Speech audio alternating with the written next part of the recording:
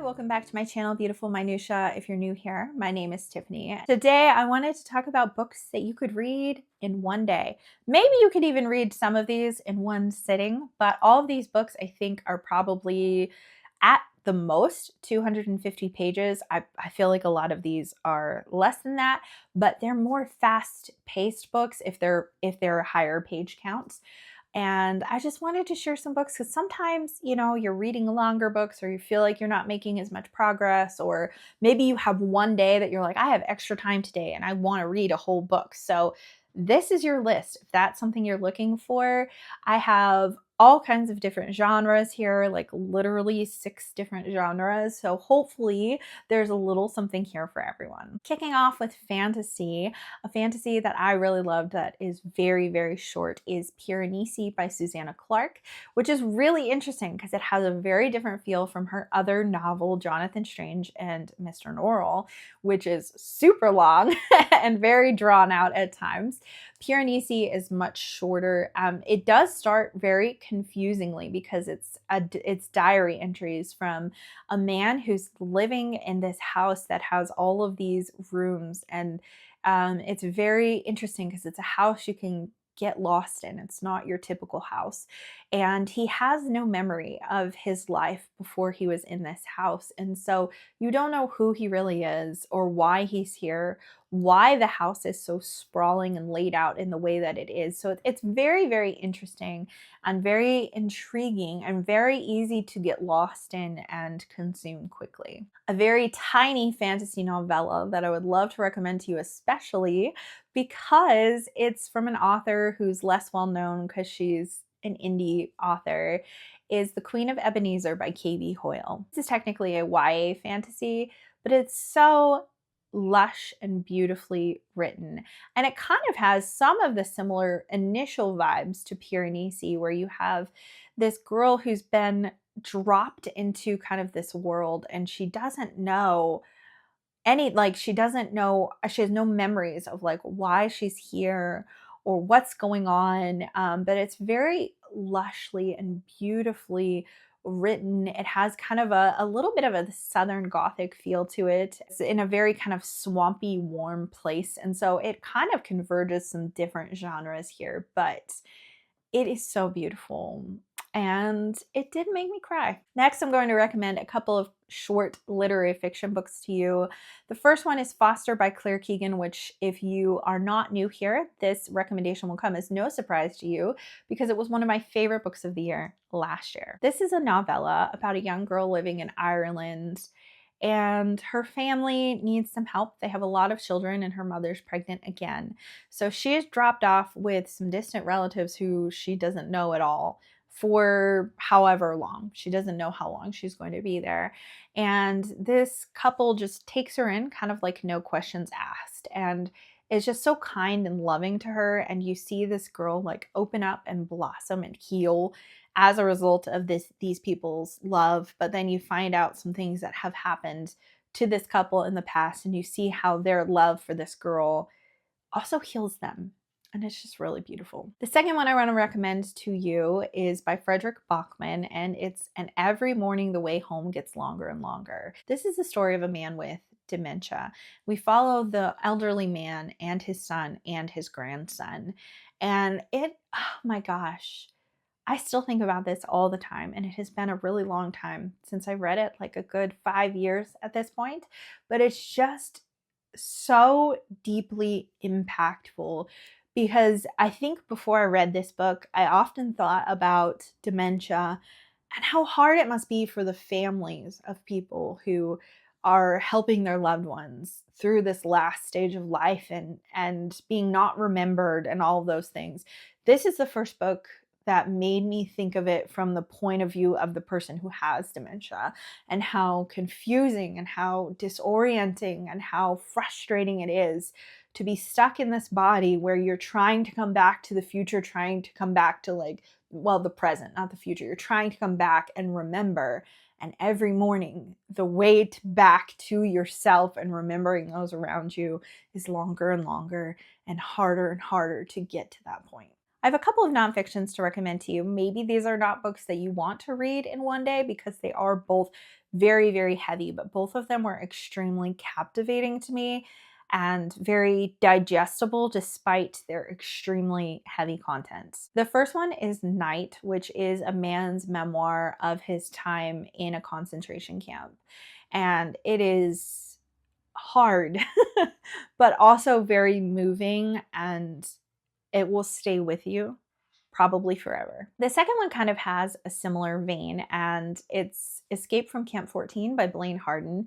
Blaine Harden is a journalist who interviewed a man who was the first person that we knew of who had escaped from a labor camp in North Korea and then actually defected from North Korea as well and was able to come out and kind of tell his story to the world. So there's some really difficult things to read about here in terms of the treatment that he received because he was actually born in one of these labor camps and grew up in this situation that was really awful. So there's some really hard things to read here, but Blaine Harden also kind of tells some moments of hope, but also gives a lot of historical context to what is going on in North Korea right now, which is really, really helpful if you're interested in the story, but you're not familiar with some of the things that are happening. I read this one last summer and still think about it all the time. On the flip side, if you would like some really lighthearted fun to make you feel good or make you laugh short books that you can read in one day, I have a couple of those as well. One of those is a very, very tiny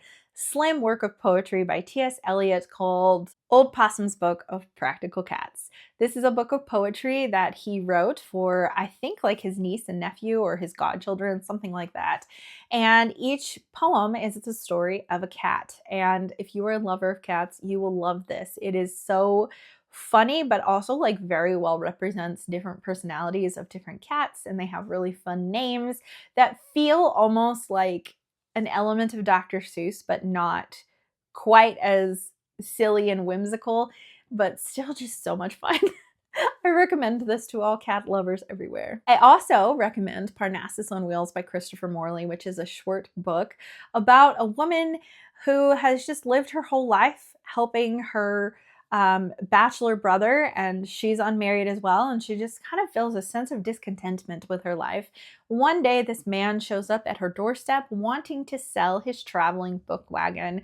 She decides to purchase it and goes off on an adventure selling books. And so it is very lighthearted, very fun, but has lots of amazing quotes and thoughts about books in general. So I feel like this is a real book for book lovers. A couple of mysteries that I can recommend to you. One of them is by the Queen of Mystery herself, Agatha Christie. I wanted to recommend one of them to you that, first of all, read a little faster, was kind of fast-paced, and secondly, was one that probably most people don't recommend. Because I feel like I could tell you Murder on the Orient Express, I could tell you And Then There Were None. There are certain ones I could tell you that everyone loves and everyone has probably read or at least heard of, and I wanted to recommend a bit of an obscure one to you, and that one is Sleeping Murder. This is actually a Miss Marple mystery, but Miss Marple's barely in it, which maybe is part of the reason why I loved it so much, because I'm not a huge Miss Marple fan. I actually prefer Poirot, although I have read Miss Marple and enjoy them. Just as a detective, I don't think she's as fun or as interesting as Poirot. But anyways, this is the story of this girl who, is grown up and married, and they purchase this house, and she starts having these weird like feelings and memories, but she doesn't think she's ever been there before. So it's kind of like a cold case kind of thing that's happened in the past, but it's like very fast paced. And like, I found it to be like incredibly suspenseful while I was reading it. And I just thought it was so much fun. So this is one that you should definitely read, especially if you're a fan of Agatha Christie. The other one's a very different vein. It is a very, very small book, so you could totally read it in one day, but it is more slower paced.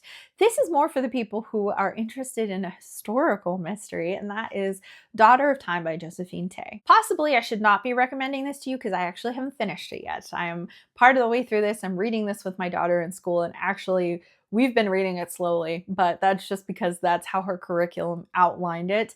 But you could easily read this in just one day because I think it's like less than 150 pages, certainly less than 200 pages. Anyways, this is a detective story of a detective who has he's in the hospital from an injury, and he's kind of stuck lying on his back, and he ends up receiving a portrait of Richard III, who famously killed his nephews, the boys in the tower. And so that's a very sensational piece of English history.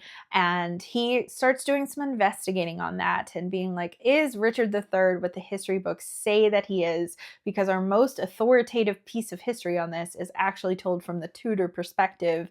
And so they wouldn't have been interested in portraying him as he was, and so there's a lot of questioning, a lot of research, and it's really, really interesting, especially if you're interested in Richard III at all, or interested in English history. I think that you would find this one to be very fascinating. Lastly, I'm going to recommend some that are just kind of in the general classics genre, and I know that a lot of the books I've mentioned here, quite a few of them have actually been classics, but these are ones that don't really fit into any of these subgenres. The first one is Passing by Nella Larsen. This is a really, really interesting book. First of all, beautifully written. The prose is really, really wonderful, better than I was even expecting it to be, so that was really cool as well. This is a story of two women who are both Black women who have grown up in the Black community. However, one of them stayed in the Black community and married a Black man.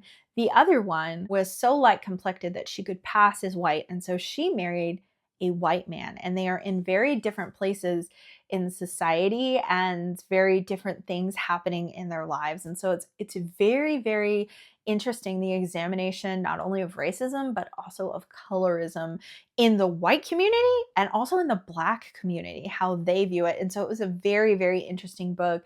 The ending was not at all what I expected, and it was really interesting. So highly recommend this one, along with The Death of Ivan Ilyich by Leo Tolstoy. This is actually my favorite Tolstoy that I've read, and it's only like 50 pages, which you might not think. You think of Tolstoy, you think of War and Peace, you think of Anna Karenina, you think of these behemoths, but this novella is so amazing. It's about a man coming to the end of his life, reflecting on his life and what he was told was important or what he thought was important. And then at the end of his life, kind of contemplating, what does it mean to have actually lived your life well? To at the end of your life, to look back and think, this was worth it, So it's a very philosophical, very contemplative book. When I finished this, when I read it like 5 years ago, I just sat and stared at the wall for like a solid 10 minutes, 15 minutes after I was finished with it, because I was like, wow. Like it really makes you think and kind of reflect upon your own life as well. And so it's just fantastic. I love it. If you're intimidated by Russian literature, I think this is a really great starting point, because it's not super long and it's not super complicated, which makes it not very hard to follow. So it's one of those ones that's really nice if you'd like to get your foot in the door, but you're kind of like scared of Russian literature. So those are 12 books that you could easily read in one day. I had so many other books that I contemplated putting on this list. I thought about making it like a list only of classics, because that was the majority of what I had on my initial long list. But then I realized that I could split this up into different genres and give you a little bit of everything. So I'd love to hear from you in the comments down below if you've read any of these books. Of course, I would love to hear your thoughts, but I would also love if you could think of some really short books or just really fast-paced books that would be easy to read in one day, that you could recommend as well, with whatever genre you would like. There are definitely genres I didn't cover here. Don't really have any historical fiction, unless you want to count Daughter of Time. I don't have romance. I don't have horror. There's like a lot of genres I don't have here. So you can recommend any books from any genre that could be read in a day, and I would just love to hear what books you would recommend. Thank you so much for watching. If you like this video, please hit like and also subscribe so you can continue to see more bookish content from me, and I will see you again next time.